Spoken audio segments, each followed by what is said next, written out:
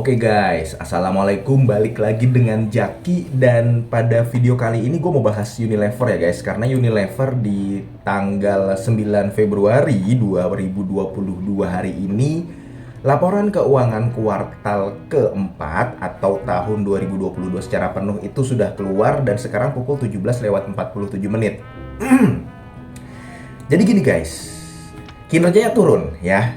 Langsung gue sampaikan saja bahwa kinerja dari Unilever ini turun. Bahwa di tahun 2020 laba bersihnya itu 7,1 triliun guys. Kemudian di tahun 2021 5,7 triliun. Di tahun 2022 itu 5,3 triliun. Bahkan waktu harga sahamnya yang paling tinggi di tahun 2019 itu laba bersihnya kalau gue gak salah ya 7, berapa triliun.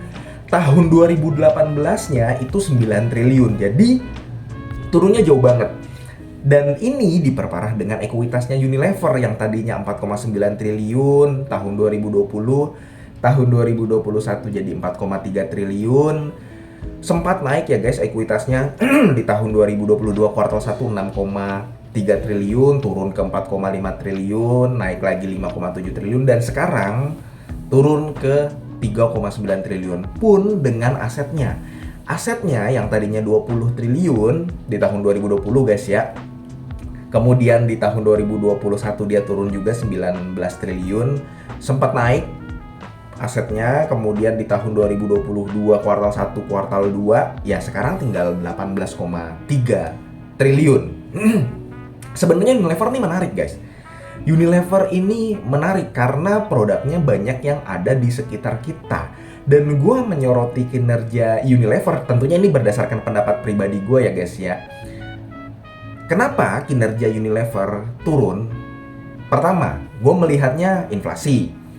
Barang-barang baku, pembelian bahan baku itu jadi mahal sehingga mempengaruhi dari harga pokok penjualan si Unilever itu sendiri yang di tahun 2022 sampai 22,153 triliun. Ini meningkat 11% dari tahun 2021. Penjualannya betul. Penjualan Unilever ini betul meningkat di tahun 2021 dibandingkan di tahun 2022 dibandingkan tahun 2021 kan dia penjualannya itu 41 triliun ya guys ya. Tahun 2021 itu kan 39 triliun. Betul, penjualannya meningkat 4%. Hanya saja bebannya harga pokok penjualannya juga meningkat 11%. Jadi itu yang pertama yang gua melihat dari si Unilever ini. Dan lu mengetahui kan guys, inflasi di beberapa bulan terakhir terutama dari kuartal 3 dan kuartal 4 tahun 2022 itu memang angkanya mencapai 5%. Kalau misalkan di tahun 2021 kemarin masih sekitar 1%, 2% gitu ya, 3%. Bahkan di tahun 2018 dan 2019 ya inflasinya itu masih di angka 3% ya, nggak sampai 5% seperti beberapa bulan ke belakang. Itu yang pertama. Yang kedua, menurut gua guys ya, kita melihat lapangan saja. Jadi begini, gua memang ada usaha keluarga bengkel, dan produknya Unilever itu di bengkel itu tidak digunakan sebenarnya. Karena apa? Gua kan harus memikirkan kos. Sabun cuci piring, sabun untuk mencuci, sabun cuci piring, itu gue juga harus kontrol. Gue harus kontrol supaya kosnya tidak membengkak. Akhirnya gue membeli yang murah. Nah, sama istri gua juga ketika melihat marketplace, hubungannya dengan marketplace. Marketplace, orang makin banyak marketplace, makin open tentang banyaknya marketplace, membuat orang-orang juga makin terbuka bahwa ada loh produk lain yang ternyata lebih bagus dan lebih murah daripada Unilever itu sendiri. Sehingga apa guys? Kompetitor yang kedua guys. Lu gak usah jauh-jauh, tanya aja istri lu, tanya aja tetangga-tetangga lu. Banyak loh orang-orang yang masuk ke Tokopedia, masuk ke Shopee, masuk ke online shop gitu ya, mencari promo. Bahkan untuk sabun mandi, kan Lifebuoy ya, kita ambil contoh Lifebuoy. Banyak loh orang yang tanpa Lifebuoy pun dan membeli produk lain yang dengan harga diskon itu tidak masalah. Beda dengan skincare. Kalau misalkan skincare itu cocok-cocokan. Jadi kalau misalkan sudah cocok dengan ini tidak masalah. Gua pribadi terkadang pakai Pond's, tapi kalau gua masuk ke Alfamart, masuk ke Indomaret, ketika Sari Ayu lebih murah lagi promo ya gue beli Sari Ayu. Yang penting ketika gua habis bepergian gue cuci muka gua sabun. Seperti itu. Jadi masalah yang kedua kalau gue melihatnya adalah selain dari inflasi, di mana kenaikan ada bahan-bahan baku, yang kedua adalah kompetitor. Hal ini diperparah dengan marketplace, adanya marketplace. Marketplace memudahkan orang untuk melihat review, melihat banyak produk-produk yang jauh lebih murah, padahal kualitasnya mungkin di bawah Unilever itu sendiri. Sehingga orang-orang, tetangga-tetangga gua, ibu-ibu yang ada di sekolah, ya sama. Sabun mah nggak usah Lifebuoy lah. Apa aja yang penting lagi diskon kita buru, kita beli. Dan ibu-ibu itu suka loh. Kalau gue pribadi sih guys ya, gue menyerahkan pembelian perlengkapan rumah tangga, produk-produk dan kebutuhan rumah tangga ke istri gue. Dan seorang istri, kalau ini sekali lagi kalau gue guys ya, seorang istri itu seneng kalau misalkan disuruh belanja mencari promo. Seperti itu. Jadi ketika banyak produk-produk promo di luar Unilever, ya justru itu berakibat kepada kinerja Unilever itu sendiri. Ya kalau misalkan itu satu orang doang, kalau misalkan ada banyak, ya orang kan nyari yang murah. Sama kayak saham kan, kita juga nyari yang murah, bukan nyari yang mahal. Seperti itu guys.